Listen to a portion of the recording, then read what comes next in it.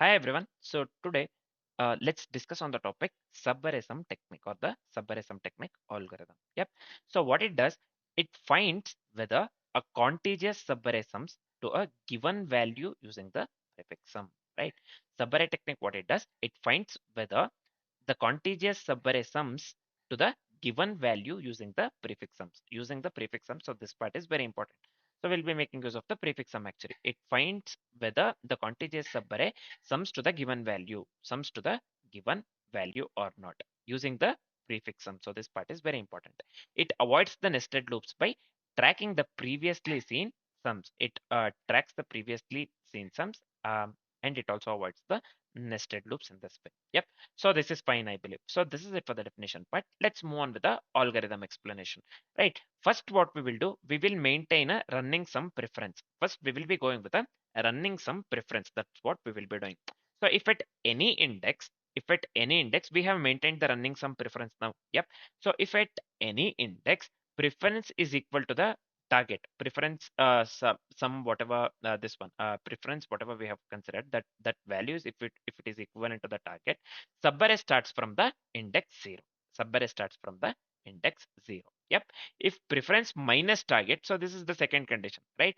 Already appeared before, so a subarray exists, right? So if preference minus target, whatever we do, if it already appears, if it had already appeared before a subarray exists, in that case a subarray exists, right? So we will be storing all the prefix sums in a hash set. We will be storing all the prefix sums in the hash set so that we get the unique values, right? So then we will be traversing the array exactly once um, to find the answer. So that's what we will be doing. See, whatever we have discussed within the algorithm explanation, the same thing, let's try to articulate in the form of code. Yep. So see, first what we will do, first what we will do, one second. So first, what shall we do? So now let's consider the this one simple input array, right? Or the example array. I'll just go with a 1, 2, 3, 4, right? So this is fine. Next, we have to consider k, right? So we have to consider k. Let's consider 6. Let's consider 6. Yep. So as per the this one discussion, we will be storing all the prefix sum on the hash set. We'll be storing all the prefix sum on the hash set. So again, this is nothing but the input array k equals 6. This is nothing but the target sum to find an subarrays. Yeah, this is nothing but the target sum actually to find an subarrays. So it should be the sum whatever we are considering within the subarray, it has to lead to the target sum 6 actually. Yep, in simple terms. And we have discussed that we will be storing all the prefix sum in the hash set. So let's consider hash set here. So this is fine, I believe. So let me go with the integer. So this is fine. S equals new. Let me go with the hash set. Yep, let me go with the hash set. So hash set, we are making use of the hash set just to store the prefix sum that we have seen so far. We have seen so far. Yes, so this is fine. Next, let's move on with the preference, right? Preference sum. As per the discussion, I'll just go with a preference here. PREF. Let me initialize this one with a 0. Yep. Next, we need a flag just to indicate whether subarray with some k exists or not.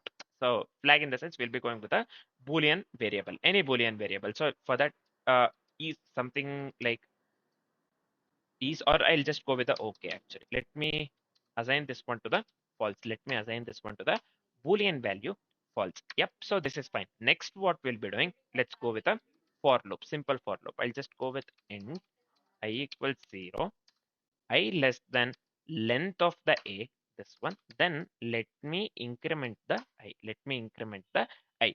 So within the for loop, what we'll be doing, so we are looping through each element of the array. So next, what we'll be doing, we'll be adding the current element to find the we'll be adding the current element to the prefix sum actually. Yeah.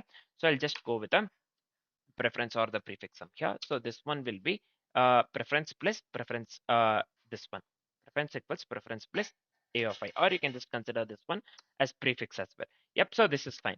Next, what we will be doing, if the variable that we consider pref, so if this is equivalent to some, meaning this one target sum, or k, in our case we have considered the variable k, right? So this is fine. So if preference equals k, then if the prefix sum or the preference. So this one itself equals target, then the subarray exists from the index 0 to I that we have considered. Yep. Then the subarray exists from the index 0 to I within the array, main array, right? So in that case, we have to set the Boolean value to true. In that case, we have to set the Boolean value to true. It's as simple as that. Then we have to stop after finding the subarray. So we have to stop further processing, right? So for that, I'll just make use of the break keyword that the Java provides. Yep. So I'll just come out of this one entirely. Now see, uh, if the current prefix sum accordingly with what we have discussed, preference minus k. So this one actually, this part. So preference equals target, subarray starts from the index 0, 0 to I. That's what we have written. Now preference minus target. So then already, if this one already, if this had already appeared before, then a subarray exists already, right? So for that also we have to write the code actually, right? So I'll just go with if s dot contains here, contains prefix or the preference variable actually minus k. So in that case, this one, if it the current prefix sum minus target was seen earlier, then subarray between those indices sums to the k, right? So I'll just set this one to similar to the previous one. I'll set the OK to true actually, Boolean value true. Then we have to stop further processing, right? So I'll just make use of the break keyword again actually, break keyword again. So we are done with this part. So then what I'll do, I'll just go with the this one. What do we call s dot add, s dot add. What we have to pass here, preference, preference for the prefix. So this is fine. Let me come out of this one entirely. Now what we will be doing, so let's go with something like for the interactive purpose, I'll just go with out dot println this one. So let me go with the okay. Yeah, if it's okay, if everything goes well, then let's go with let me give subarray exists. Yeah, this makes sense actually. Subarray exists, else no subarray, else no subarray. Yep. So yeah, this is it actually. Yep. So this is it. Yep. Next, what we will be doing, as we have made use of the print writer, let me go with the flash. Let me go with the flash. So this is fine, I believe. Let me format the code once so that this looks good, man. So this is not 0k, man. This is okay actually. Anyways, or let me go with a small o here, right? Okay, this is fine. Okay, we have already considered. We have to go with a small o itself. Yep. Yeah. Let me run the code. Let's see what's the output that we are gonna get actually. Let's wait for some time. Yeah. Yep, we are getting the output subarray exists, right? So we have considered actually output here 1, 2, 3, 4, basically, right? Uh, we have this one 3 plus 2, nothing but 5, 5 plus 1, 6, right? So subarray has to be found here, right? For this one, right? At the third iteration, when I equals to 2, as we are going with a for loop actually here, when I equals to 2, actually, we have to get the this one subarray. Yeah, we have to get subarray exists, right? So as per the code that we have written, right? So let's see, let's try run the code. Let's try to understand. So let's see, let's try to understand the code even better with the same example actually. Yep. So let's consider the same example that we have considered within the code actually. So array, I'll just go with a array. 1, 2, 3, 4 is what we have went with, right? So I'll just go with same example. 1, 2, 3, 4. So this is fine. Next target, we have considered k equals 6 within the code. So I'll just go with here target equals 6. It's as simple as that. Yep. So next, for the first iteration, so when I equals 0, when I equals 0, so prefix will be 1 actually, or the preference variable that we have considered pref. So this will be 1. This will be 1, the first element actually. So what we will do, we will store 1. We will store 1 actually. We will be storing 1. So this is fine, I believe. Yep. So next, let's move on with the next iteration. When I equals 1 actually, when I equals 1, then prefix will be 3 actually. So we have to add these two, right? For the first, we have only 1. We don't have the previous element. For the second element, we'll be going with the 2 plus 1. That is equivalent to the 3 actually, that is equivalent to the 3. So what we will do, we will store 3. We will store 1 and 3 both actually. Yeah, we will store, we have 1 from previous value. So we'll be going with 1 and 3. Yep, 1 and 3.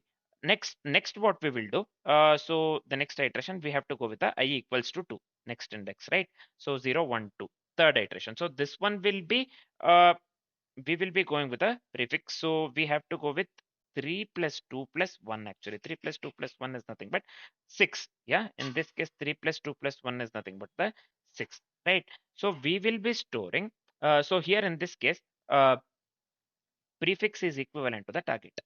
Prefix is equivalent to the target actually. It is equivalent to the target value, right? Target, we have 6 actually. Prefix is equivalent to the target, right? So we have found the value. We have found the value. We have found the value. So I'll just write here found actually. We have found the value successfully.